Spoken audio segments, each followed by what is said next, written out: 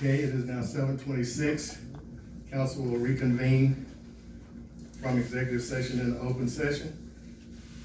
Time being, like I said, 7:56, and we will take action on the first item on the executive session, which is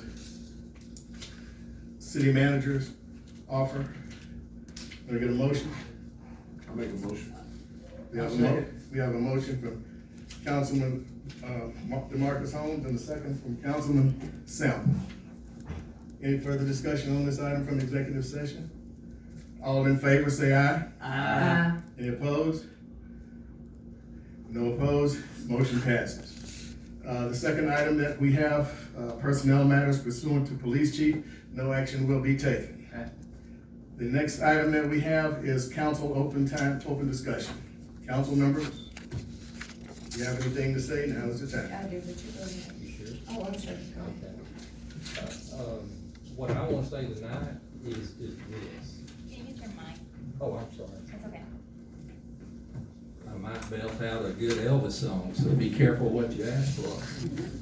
But, one thing, I don't know if this has ever been a regular occurrence or not, but you know, part of the agenda always includes Southeast Texas Regional Planning Commission information, et cetera. Same with SRMPA. So I've always been anxious, as a board member of SRMPA, to have something to say, but there's been nothing to say. And what we couldn't say because it might be regarding legal issues, legal matters. But I have something to share tonight, and I can say it because it's public information now. At our, this is not public. The regular September board meeting of Sam Rutherford Municipal Power Authority, we, the board, approved retaining an outside vendor to solicit bids, proposals, estimates, information for locating a new wholesale power provider. And the end goal, the whole objective is one point, to see if we can find a better deal. So that excites me. No promises, nothing may come up, because everyone that any of us have talked to, visited with, I think it's gonna be a hard find in locating someone that's got better rates, but the effort is underway. So I wanted to share that with everyone. And also, I'd like to add to that, we still, the megawatt per hour rate still remains at $33 per megawatt hour. That has not changed.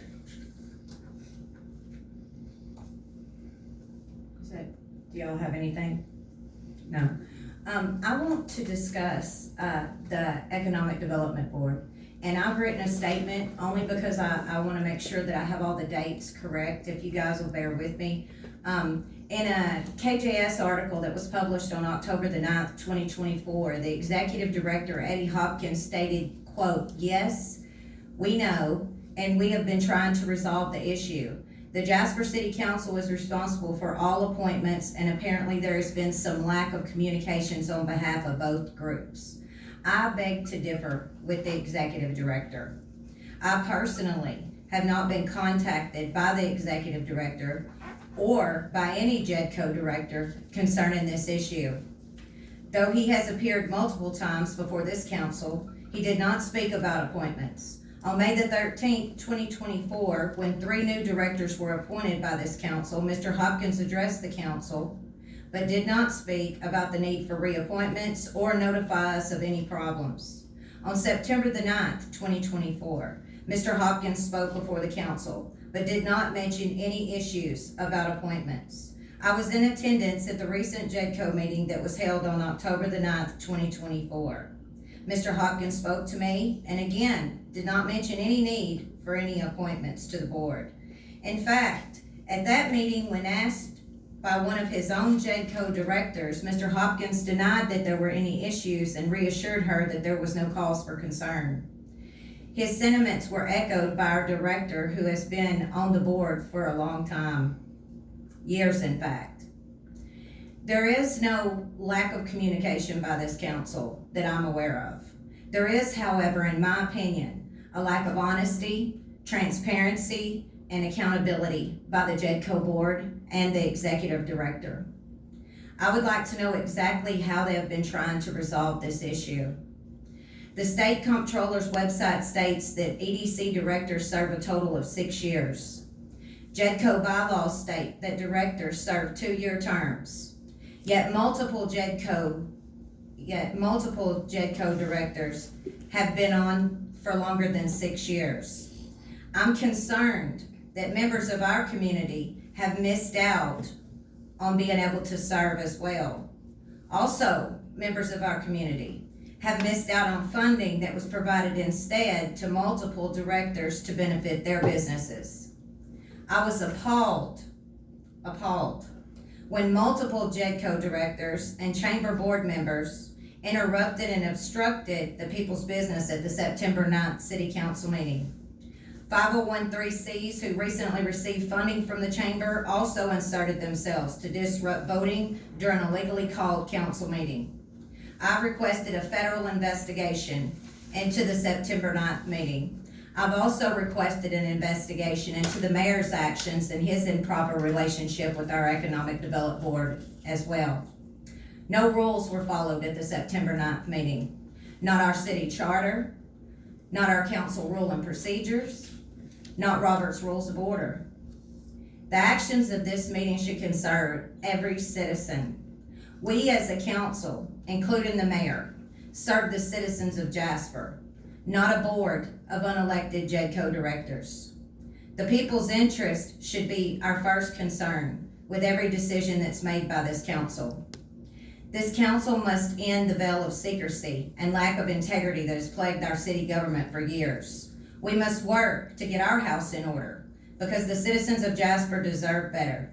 In the past, this council exercised oversight with taxpayer funds spent by JEDCO and by the Chamber of Commerce. It's time to return to that practice so that we can ensure that opportunities are fair and equal for everyone. And if equality cannot be guaranteed, perhaps the taxpayers' money can be better spent elsewhere. Therefore, I suggest that we call a special called city council meeting to address these issues surrounding JEDCO, and that we hire outside legal counsel to protect the citizens' interest and to advise the city council going forward on these issues. I also request that we place on the agenda for this meeting an item to open the sealed bids from the audit firms so that we can move forward with the forensic audit that this council voted for unanimously. And I believe that these actions will go a long way to ensure that accountability and will help restore public trust. And I'm asking my fellow council members here to please pull together with me on this and do the right thing for the people of Jasper. That's all I have. Thank you. Any other comments? Councilman Sample, you have something to say?